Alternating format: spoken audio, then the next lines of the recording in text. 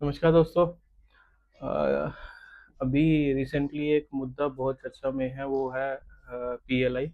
Banking sector में जो PLI credit हुई है स्केल 4 एंड अबव, और जो पीएलआई क्रेडिट मिला है scale 3 and down the line को, उसमें बहुत ज़्यादा डिफरेंस है, ज़मीन आसमान का फ़र्क है।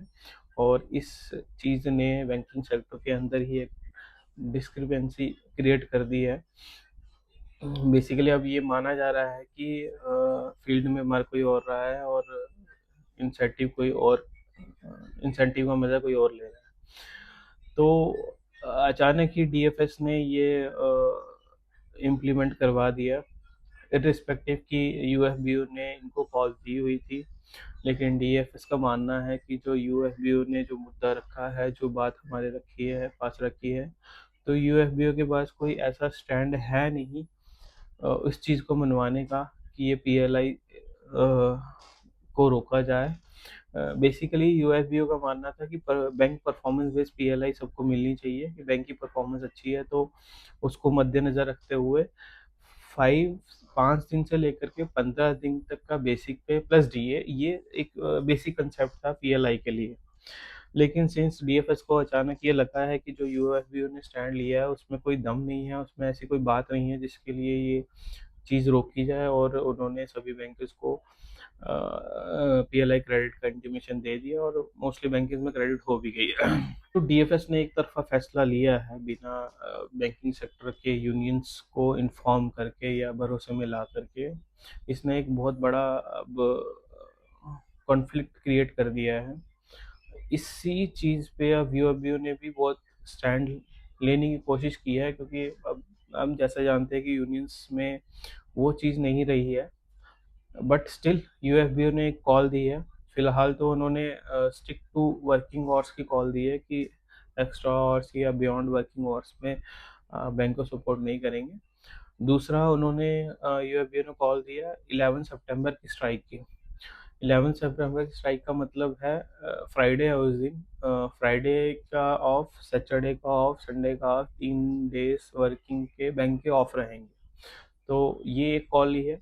उसके बाद अगर डीएफएस या गवर्नमेंट ऑफ इंडिया कोई इस पे वार्तालाप नहीं करती है या कोई सोल्यूशन पे नहीं निकलती है, तो उसके बाद बैंकिंग यूनियंस ने कॉल दी है कि अगर ये चीज़ का हल नहीं हो पाता है तो इस क्वार्टर के एंड में, यानी कि 28, 29 और 30, 28 सितंबर से लेकर के 30 सितंबर तक बैंकिंग एसोसिएशंस स्ट्राइक पे रहेंगे। और इसमें अगेन काफ़ी लंबा हो जाएगा ये भी, क्वार्टर एंड में 28, 29, 30, आई थिंक एक दो का भी शायद ऑफ हो। तो ये भी लगभग 5 से 6 डेज हो जाएगा जिसमें बैंकिंग एक तरह से क्लोज रहेगी। और अल्टीमेटली अगर ये इस पे भी कोई हल नहीं निकलता है तो 26 अक्टूबर से यूएफबीओ ने अनिश्चितकाल हड़ताल पर जाने के इंटीमेट किया है।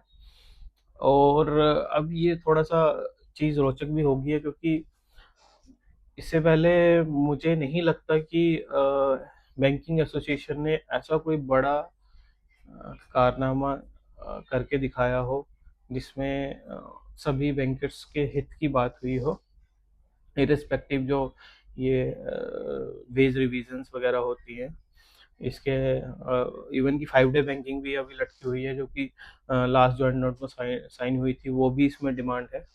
तो अब ये बात यूएफबीयू के भी एक तरह से ईगो पे है कि उनको अपना वर्चस्व बताना है कि हाँ भैया वो एग्जिस्ट करते हैं।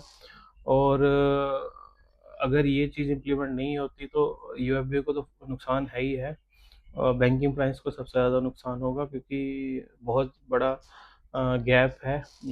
ये जो हमें पीएलआई दी गई है इसमें बहुत बड़ा गैप है। और अभी कोई भी बैंक एम्प्लॉय जो स्केल 3 तक है इसको एक्सेप्ट नहीं कर रहा है, और एसोसिएशंस की कॉल पे चल रहा है। उम्मीद है कि एसोसिएशंस जो बैंक के एम्प्लॉयज़ हैं उनकी उम्मीदों पे खरे उतरेंगे और अपनी कॉल जो उन्होंने स्टैंड ली है उसको मनवाएंगे, ताकि सभी बैंकर्स एम्प्लॉयज़ के हित में बात जाए। और देखते हैं क्या होता है। बाकी के अपडेट्स के लिए मैं आपके पास ऐसी वीडियो भेजता रहूँगा। लेट्स सी कि इसका क्या रिजल्ट निकलता है।